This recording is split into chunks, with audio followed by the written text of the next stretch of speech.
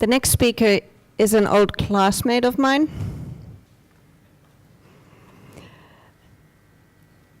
He's Mr. Pauli Waroma, CEO and founder of marketing agency Sherpa.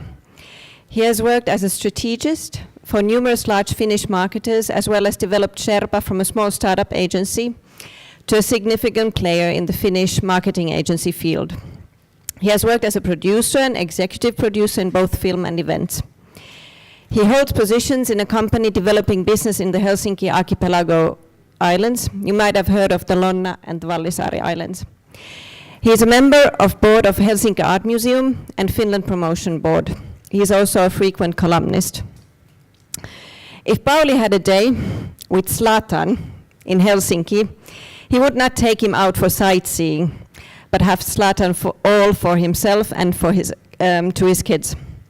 They would go out on a football field and play football the whole day long. Good answer, Pauli. Please.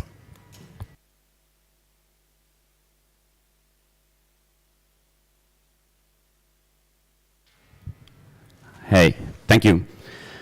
10 minutes is a short time, so I dive right into it.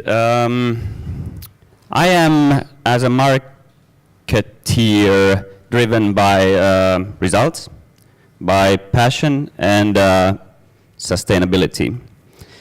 And the things, because I understood that the topics that we are going to talk about is like a comparison between Finland and Sweden, and maybe something on the panel about country branding and brand building. But I don't think that a brand could exist, can exist, or should exist without being in dialogue with the surrounding world.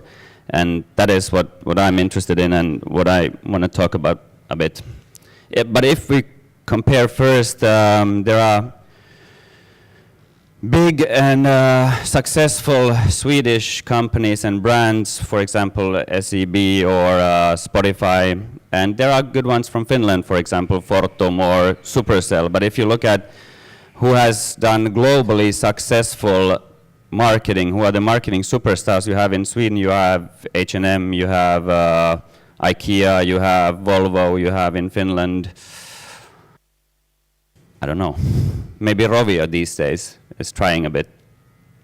And if you look at the country branding, Sweden uses for Stockholm, the capital of Scandinavia, as one slogan at least. And I don't know if you are that, but that's branding, and I don't know if we have even a slogan.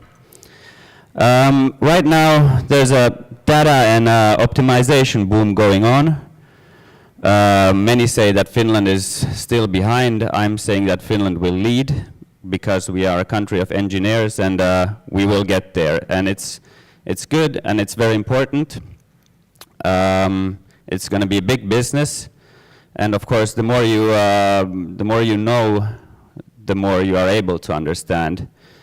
And then I turn on my YouTube and I see the latest Volvo ad, and it's 3.5 minutes of poetry.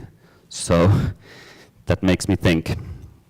So what is affecting decision making right now? It's data. Ei ole tarkoitus vaihtaa slideja vielä. It's data. It's empathy. Can it be art? I have here 4 topics: dadaism, climate change, education, and service. And I have 4 quotes. I have only 4 slides. I have 4 quotes, 4 topics to consider.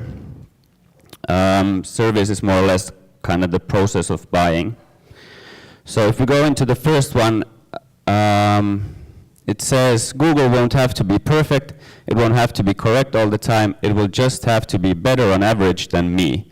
Once big data systems know me better than I know myself, authority will shift from humans to algorithms. If we think about it, it's a very hot potato right now, and how much we are connected, how much we are monitored, and how much we still make use of it in marketing. So it's gonna be a super big thing. The Financial Times the weekend before, had a big issue on it. Until the 18th century, we were driven by religion, we were believing in all sorts of gods.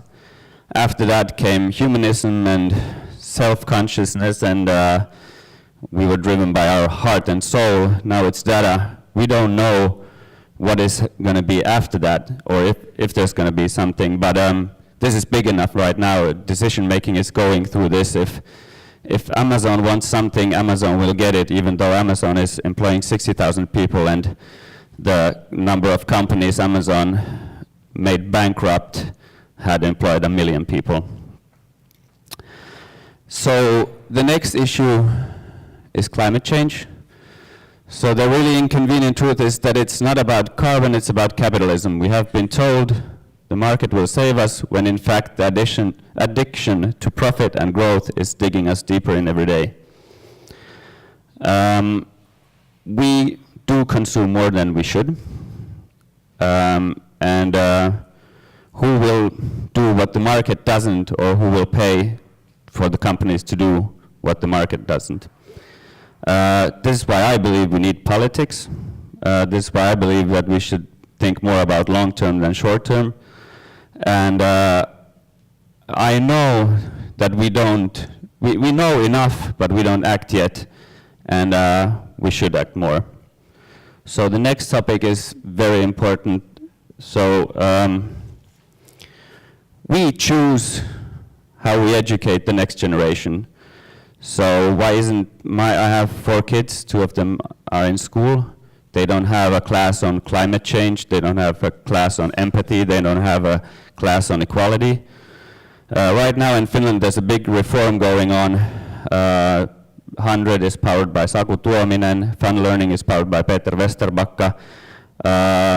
There's a big reform in education, and we can kind of choose now how we want to build the future.